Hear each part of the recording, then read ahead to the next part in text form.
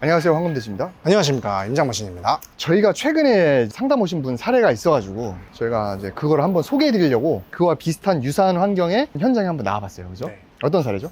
일단 뭐 좀 조심스럽긴 합니다. 이게 뭐 성공 사례는 아니고 사실 조금 사고 비슷한 그런 이제 상담 사례였어서 그러니까 실패 사례죠. 조금 막 이렇게 막 기분 좋게 못 하겠네. 이미 부지를 가계약을 하고 저희한테 상담을 오셨던 분이죠. 그래서 자기가 이 땅을 계약을 했는데 한번 땅을 좀 봐달라, 계획 설계도 받아봤다 라고 하셨어요. 당연히 건축사 검토까지 돼 있으니까 잘 사셨겠지 하고 이제 저희가 땅을 딱 봤는데 로드뷰를 보다가 조금 쎄한 게 있었죠. 쎄한 기운이 들었습니다. 뭐냐, 지적도상 도로 이슈는 없는 필지임에도 불구하고 현황상 도로가 두 개를 접하고 있는 거예요. 그러니까 지적도상 도로는 하나인데 현황상 도로가 두 개인 거예요. 그치.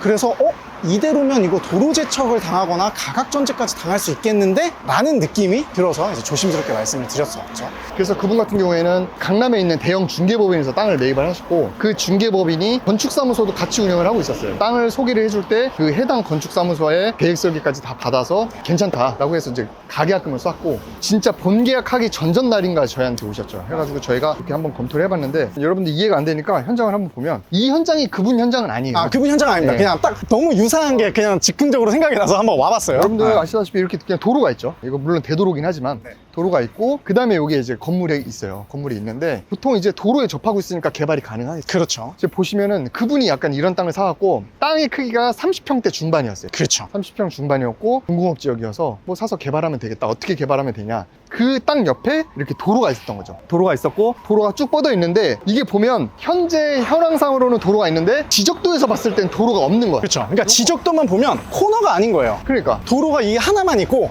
여기는 다 이제 필지 자체, 대지. 그렇지. 근데 현황상 도로가 왜 있냐 했을 때 이 안에 있는 건물들이 다 맹지예요. 그렇죠.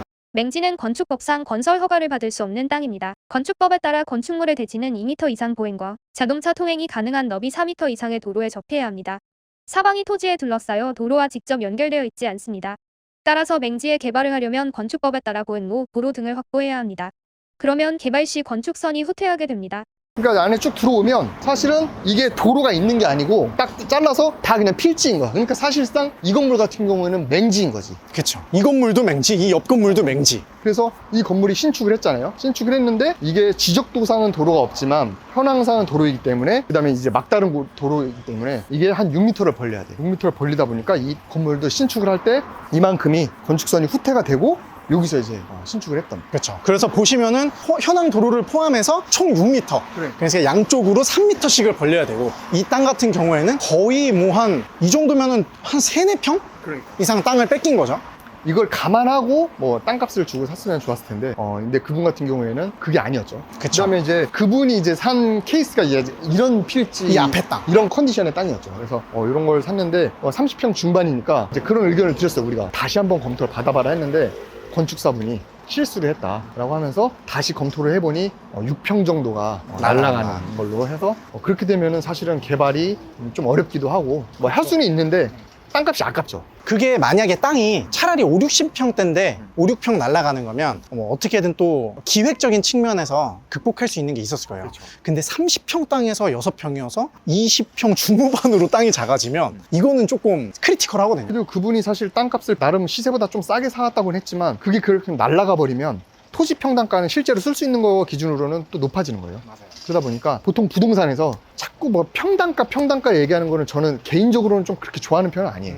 되게 종합적으로 봐야 되는데 평당가가 싸니까 뭐 그런 것보다는 좀 여러 가지 좀 다각도로 좀 검토를 해보셨으면 좋겠다. 그렇죠. 그래서 저희가 사실은 땅을 갖고 있거나 아니면 땅을 이제 계약하고 오시는 분들한테 이제 부지를 저희가 검토해 드리는 게 있는데 저희가 이제 검토할 때는 그런 이제 개발적인 관점, 건축적인 관점, 그 다음에 투자적인 관점, 어떤 임차 업종을 넣을지 기획적인 관점까지 다 고려를 해서 임대 시세까지 포함, 그 다음에 건축주가 갖고 있는 자금을 가지고 이게 가능한지 자금 흐름과 사업성까지 다 종합적으로 해드리는 서비스를 부지 검토를 해드리고 있죠. 그래서 그분이 그 땅을 사기 전에 저희한테 검토만 받았더라면 사실은 가계약을 안 했겠죠. 계획 설계도 요즘엔 건축사분들이 좀 공짜로도 많이 해주긴 하는데 무분별하게 해주는 것보다는 가급적이면 잘하는 데 가서 돈을 좀 쓰더라도 여러분들이 초반부에 검토하는 게 굉장히 중요하니까 맞습니다. 초반에 조금 소액이 들어가더라도 철저하게 검토를 하고 땅을 사는 게 나중에 수억을 아낄 수 있는 길이다. 그런 메시지를 좀 드리고 싶었어요. 그래서 여기도 보면 서울에 이런 데가 많잖아, 그죠? 특히 이제 그 6, 70년대에 개발이 많이 됐던 곳. 이런 중공업 지역부터 해가지고 뭐 중구, 종로구 같은 곳들. 현황상과 이제 지적도상 좀 안 맞는 곳들. 그런 곳들에 주로 이런 사례들이 많은데 그걸 미리 알고 사느냐? 그렇죠, 그렇죠. 모르고 사느냐 그 차이인 거죠. 다 알고 사면은 좀 저렴하게 사고 미리 대비할 수 있으니까 여러분들이 건물주가 되려고 하면은 사실은 현실적으로 좀 소규모 개발부터 할 거 아니에요? 이제 그렇게 했을 때 특히 서울에서 좀 유의할 것들이 있으니까 그런 건 좀 눈여겨보시면 좋을 것 같고. 그분이 그 얘기를 했던 게 되게 보람찼어요. 자기 인생에 가장 아깝지 않은 55만 원이었다. 너무 고맙다고 했던 그 표현이 좀 가슴을 울렸던 게 있어서. 근데 그분은 이제 그러고 이제 강의 신청은 안 하셨죠? 그래서 어쨌든 그건 그거고, 사실 저희가 이제 강의를 하고 있는데 강의를 사실은 뭐 돈 벌려고 하는 거가 맞습니다. 근데 사실 수강료를 받아가지고 부자 되는 거 정도의 수강료가 아니에요. 여러분들이 어쨌든 몇 억 들여가지고 거의 전 재산 들여가지고 건물 하시는 건데, 공부라는 단어를 쓰는 것 자체도 조금 부끄러울 정도로 그냥 기본적인 것들이에요, 사실은. 그래서 내 돈을 건물을 할 거라면. 예. 그리고 건물을 꼭 짓지 않더라도 건물 시장에 언젠가는 부자가 될 분들은 다 이제 건물 시장으로 오게 돼 있는데, 건물을 매입하든 건물에 들어가는 임차인이 되더라도 다 하나하나 내 재산을 아낄 수 있는 정보들이니까 여러분들이 좀 관심을 가졌으면 좋겠다라는 바람이 있습니다. 저희는 다음에 또 좋은 영상으로 찾아뵙도록 하겠습니다. 감사합니다.